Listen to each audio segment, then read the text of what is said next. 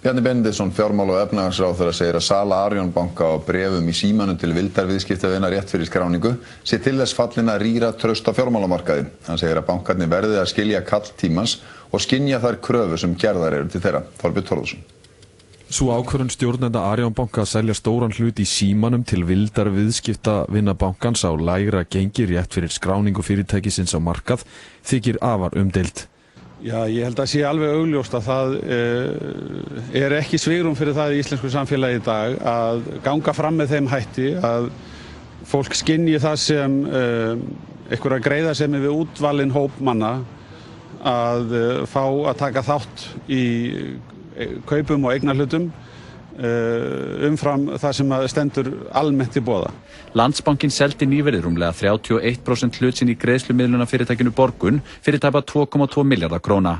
Hluturinn var ekki auglýstur til sölu og ekkert opið söluferli fór fram. En bankarnir verða að skilja kall tímans og menn verða að ganga fram í samræmi við þær kröfur sem eru gerðar, ekki bara út af því sem gerðist hér fyrir nokkrum árum síðan þegar bankarnir áttu ekki fyrir skuldum sínum, heldur þarf að auka gagnsæi og það krafan snýr það. Svandís Svavarsdóttir, þingflokksformaður Vinstri grænna, hefur lagt fram fyrirspurn til fjármálaráðherra og spurt af hverju söluferlið var lokað. Finnst þér þetta rýra traust á fjármálamarkaði svona viðskiptahættir?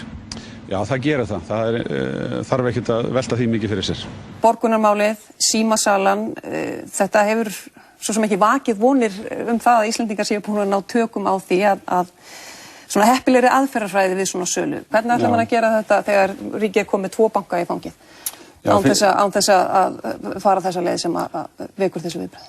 Já, við þurfum að stíga hvert skref af varfærni, við þurfum að tryggja og opna meðferð þessara mála, mikið gagnsæi við svona öll áform sölu þeirra og það skiptir gríðarlega miklu máli að þar sitji allir við sama borð og að hlutirnir komist í sem dreifðasta eignaraðild en það þarf að undirbúa hvort tveggja fyrirtæki, báða bankana, mjög vel fyrir þetta ferli.